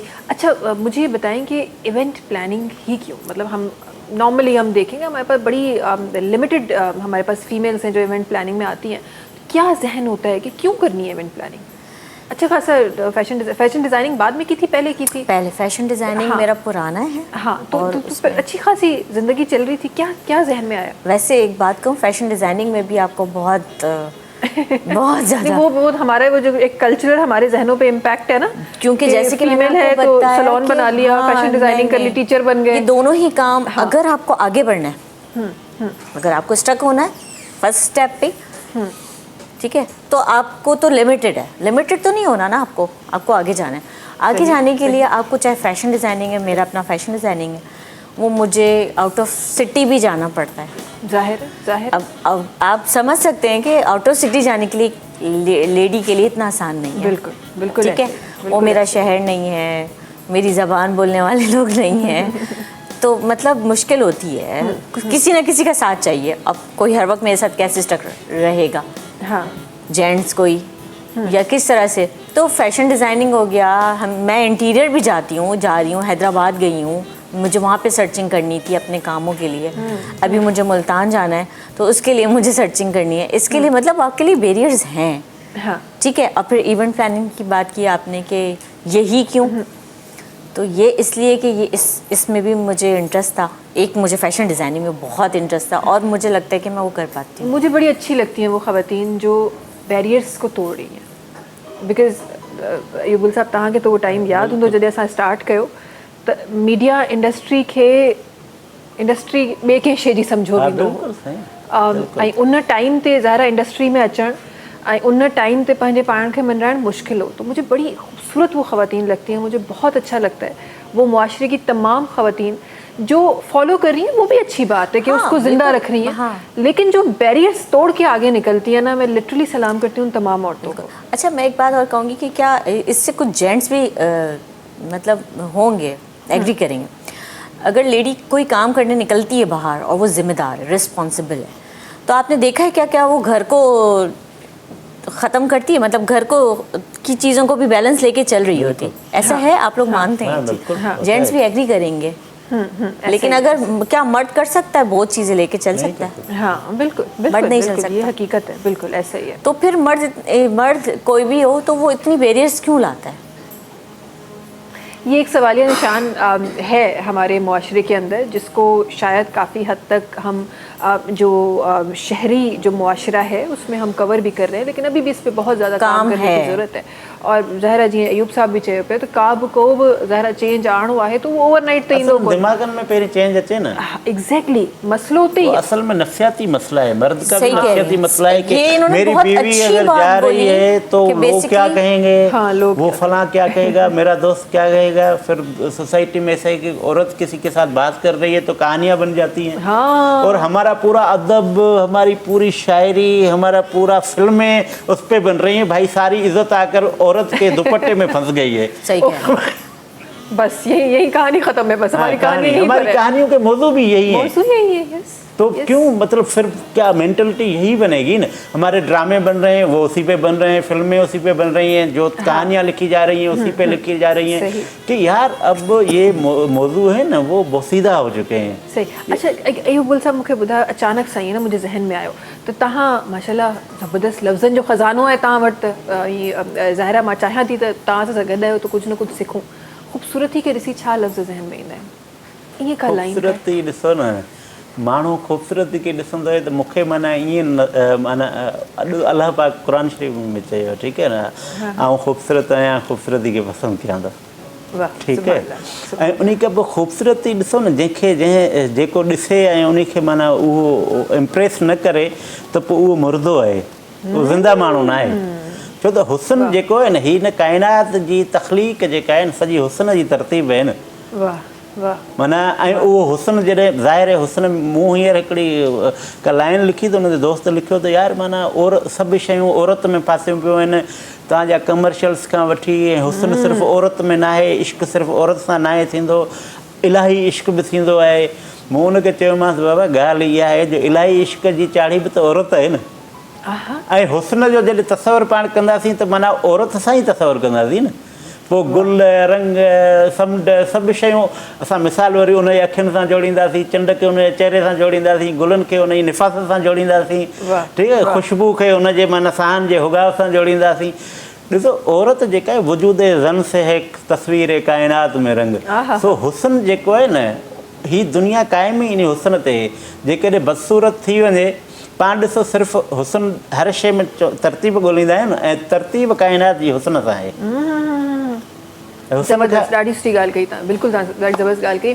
ऐं जल्दी सां गाने जी तरफ़ वञणु चाहियां थी। अयूब साहब ॻाल्हियूं हेॾी ज़बरदस्त करे रहिया आहिनि जो मुंहिंजे दिलि से एरिया त बसि ईअं ई माण्हू लफ़्ज़नि जा ख़ज़ानो जिन वटि हूंदो आहे, मूंखे माण्हू ॾाढा पसंदि हूंदा आहिनि। माशाल्लाह अहिड़ा ख़ूबसूरत लफ़्ज़ ऐं आहिनि उन तव्हां वटि। लफ़्ज़नि खे जेके माना तमामु सुठी उन कैफ़ियत सां जेके इज़हार कनि न मेहंदी में, वरी को ड्रामो कजे। इंशाल्लाह इंशाल्लाह। असां थोरो सीरियसली ॻाल्हायूं था प्रोग्राम खां पोइ। जल्दी सां शामिल कजे, छा शामिल थी रहियो आहे अब्दुल जब्बार साहब? जी हाँ, उर्दू गीत आवल जाना। ओहो हो, फरिया साहब आपकी जिंदगी आसान हो आपको डेडिकेट करते हैं हम। गई। जी जी।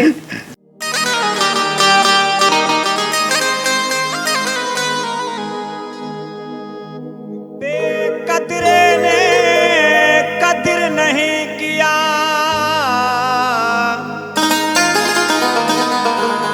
मुझको छोड़ के कौन सा सिला दिया।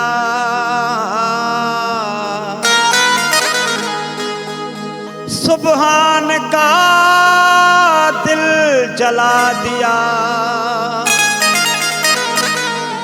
वादा करके भुला दिया।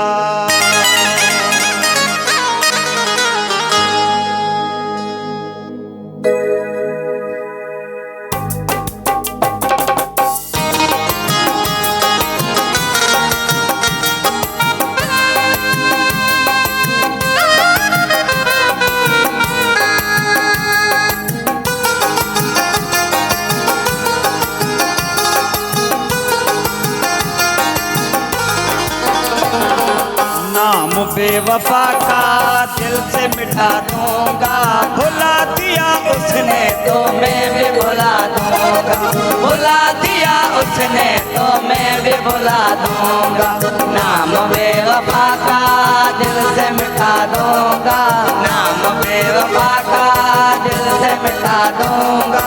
भुला दिया उसने तो मैं भी भुला दूंगा, भुला दिया उसने तो मैं भी भुला दूंगा।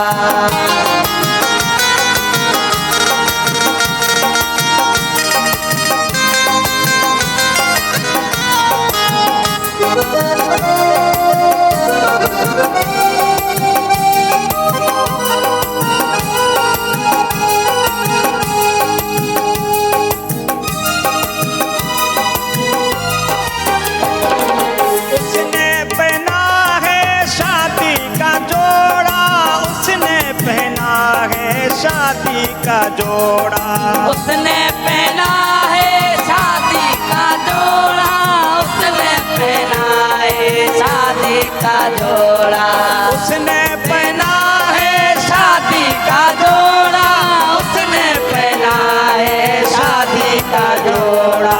पहन कर कफन में उसको रुला दूंगा, पहन कर कफन में उसको रुला दूंगा। भुला दिया उसने तो मैं भी भुला दूंगा, भुला दिया उसने तो मैं भी भुला दूंगा। नाम बेवफा का दिल से मिटा दूंगा, नाम बेवफा का दिल से मिटा दूंगा। भुला दिया उसने तो मैं भी भुला दूंगा, भुला दिया उसने तो मैं भी भुला दूंगा।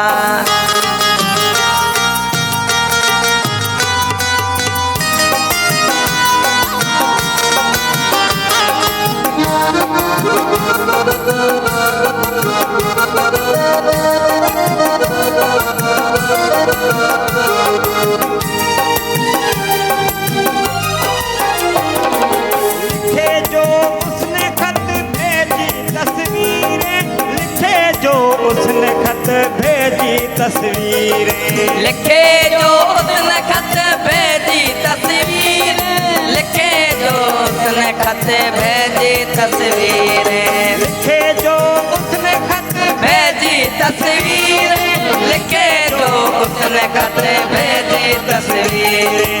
सारे खत उसके तस्वीर जला दूंगा, सारे खत उसके तस्वीर जला दूंगा।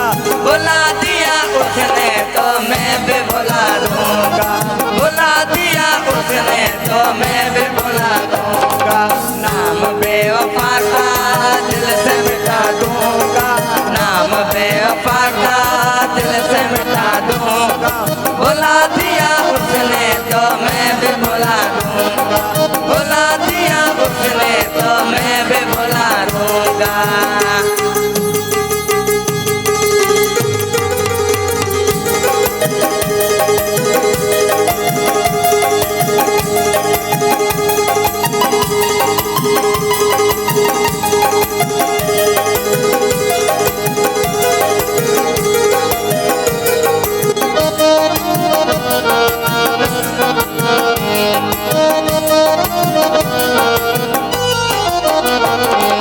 सुबहान फहीम का दिल तोड़ा उसने, सुबहान फहीम का दिल तोड़ा उसने, सुभान तईम का दिल तोड़ा उसने, सुभान तईम का दिल तोड़ा उसने, सुबहान फहीम का दिल तोड़ा उसने, सुभान तईम का दिल तोड़ा उसने। अरमान उसके मिट्टी में मिला दूंगा, अरमान उसके मिट्टी में मिला दूंगा। भुला दिया उसने तो मैं भी भुला दूंगा, भुला दिया उसने तो मैं भी भुला दूंगा। नाम बेवफा का दिल से मिटा दूंगा, नाम बेवफा का दिल से मिटा दूंगा। भुला दिया उसने तो मैं भी भुला दूंगा, भुला दिया उसने तो मैं भी भुला दूंगा, भुला दिया उसने तो मैं भी भुला दूंगा, भुला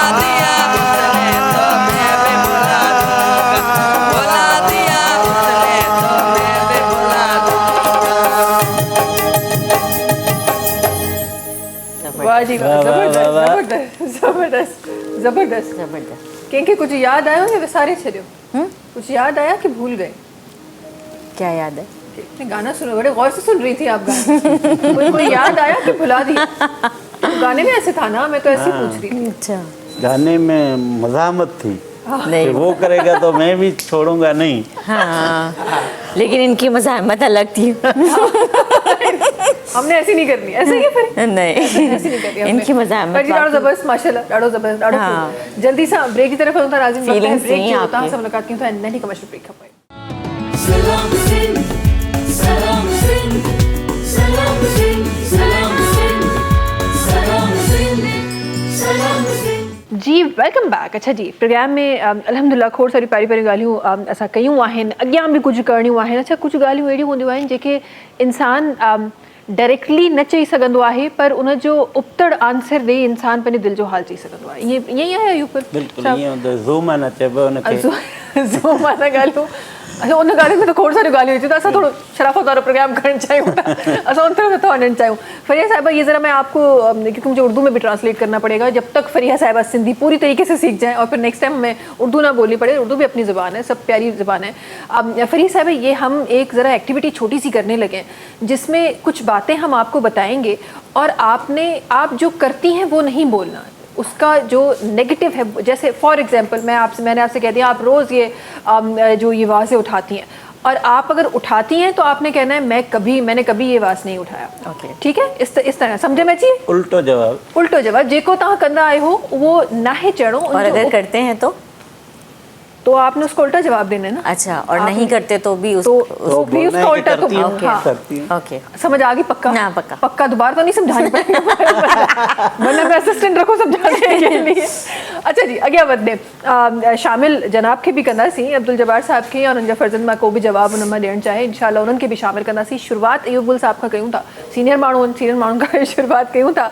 अच्छा अयूब गुल साहब, तव्हांखे इहो हिकु लाइन मां चवणु लॻी आहियां, उनजो जेको जवाबु तव्हां मूंखे ॿुधायो त मां अकेले में ॾाढी ज़बरदस्त सिंगिंग कंदो आहियां। मां अकेले में मल विढ़ंदो आहियां। इहो अरे ये भी जेको आहे उहो तरह। अच्छा, हूअं अकेले में कॾहिं सिंगिंग जो शौक़ु रखियो आहे कॾहिं? वो न, मूंखे ख़बर आहे त मुंहिंजो गलो ॾाढो ख़राबु आहे। हा, तॾहिं त अकेले में चयो। अकेले में ई माना माण्हू अकेले में उहो कमु न करे जेको महफ़िल में न करे सघे। हाँ। अच्छा, आगे बढ़ते हुए यही सवाल आपकी तरफ भी मैं लाना चाहूँगी कि मैं अकेले में बहुत अच्छा गा सकती हूँ। मैं अकेले में बहुत अच्छा नहीं गा सकती हूँ। ये हकीकत थी या अभी तक इनको फरिया को समझ नहीं आई गेम? ये तो फिर गा के सुनाए। आपने गलत जवाब देना था ना इसका। तो आपने कहा कि मैं नहीं गा सकती, अब आपने बोला इसका मतलब आप गा सकती हैं। हाँ। चलिए अब गा के सुनाए। गा के सुनाना पड़ेगा। जल्दी, वक्त बहुत कम है हमारे पास, जो दिल में आए। ओके, एक मिनट, सॉन्ग सोच रही हूँ कौन सा। टिक टिक 1, हाँ, टिक टिक 2। ओके। हाँ जी।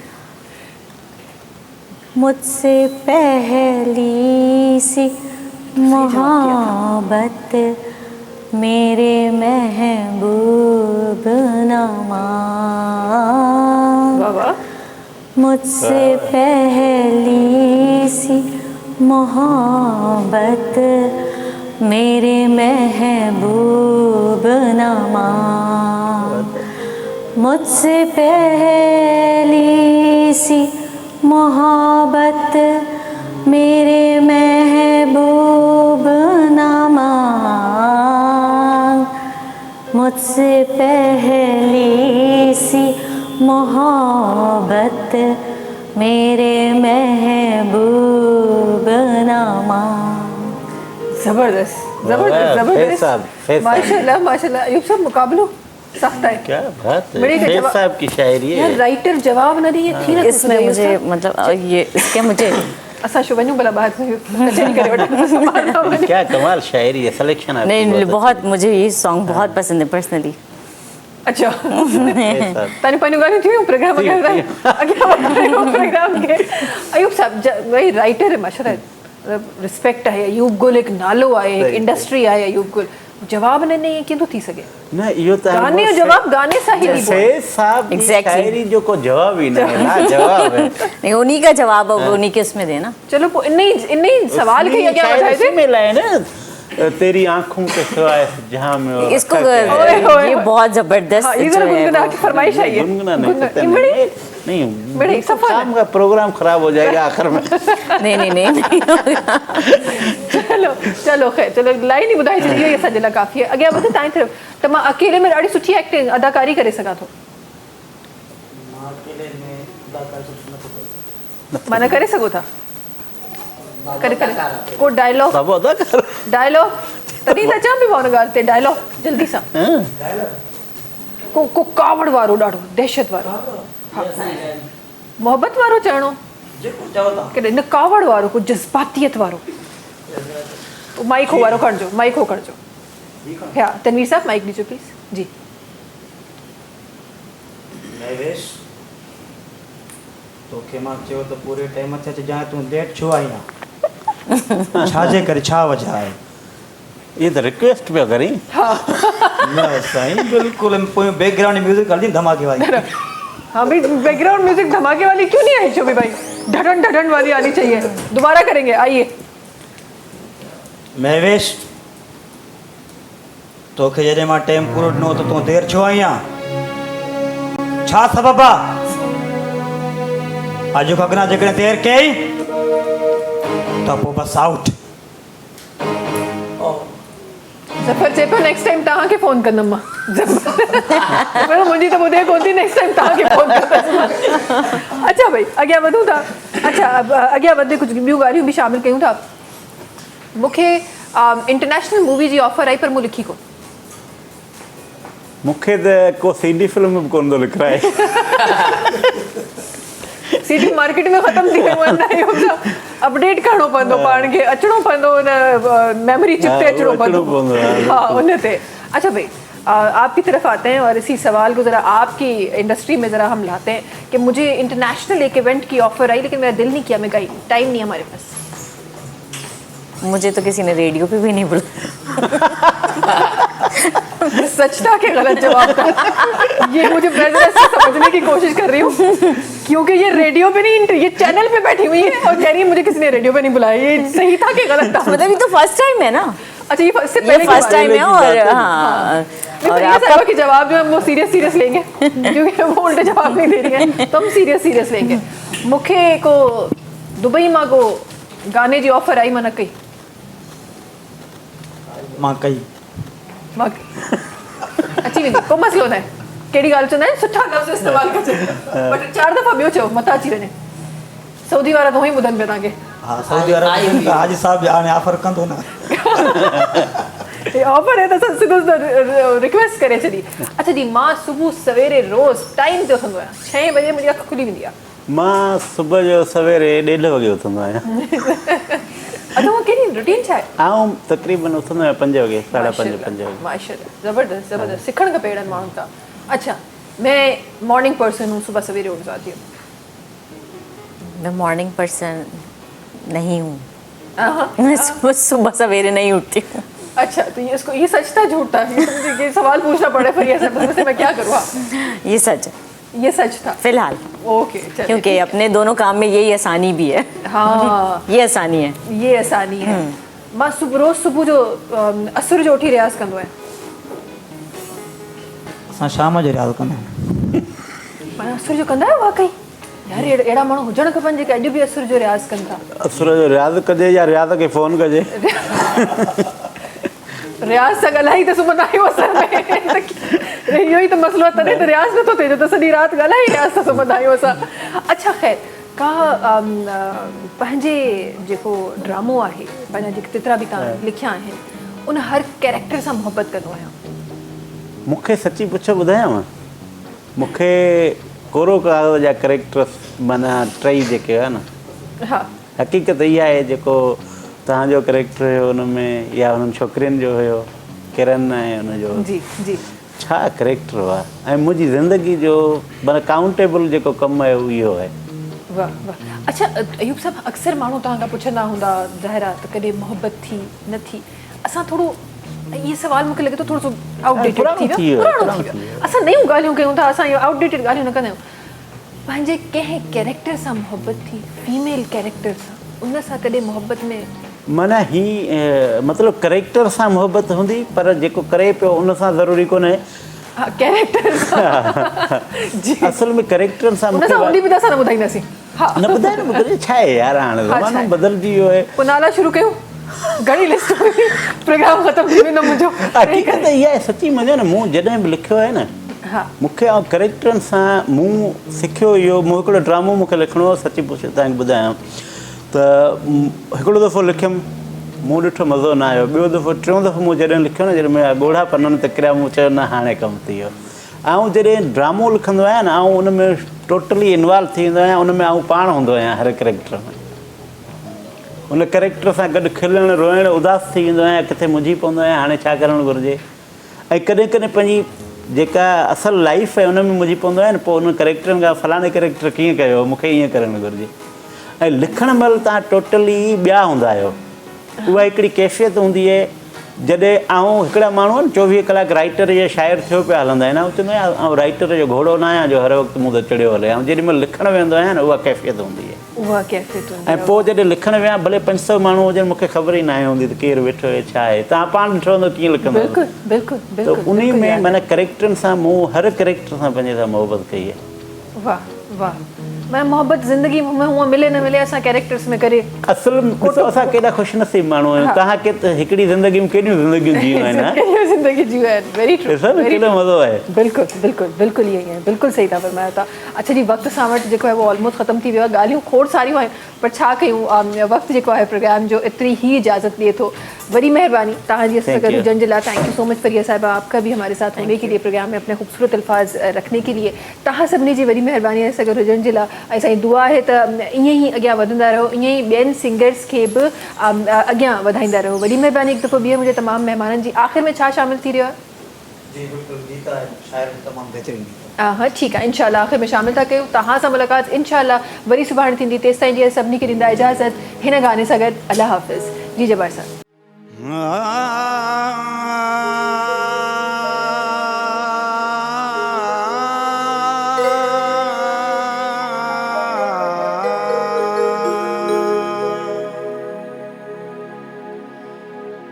मोहब्बत जे मैदान में तू परखे रखज पैरो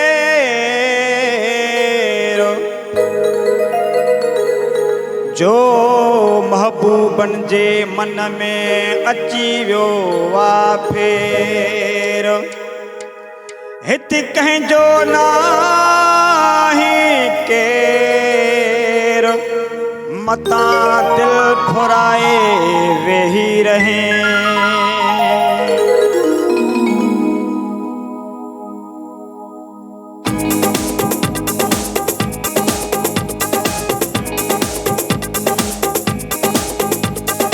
ओ यार जे कूड़ो थिए पोइ छा कजे दोस्त जे कूड़ो थिए पोइ छा कजे दिल सां जे छेड़ो थिए पोइ छा कजे दिल सां जे छेड़ो थिए पोइ छा कजे यार जे कूड़ो थिए पोइ छा कजे ओ दोस्त जे कूड़ो थिए पोइ छा कजे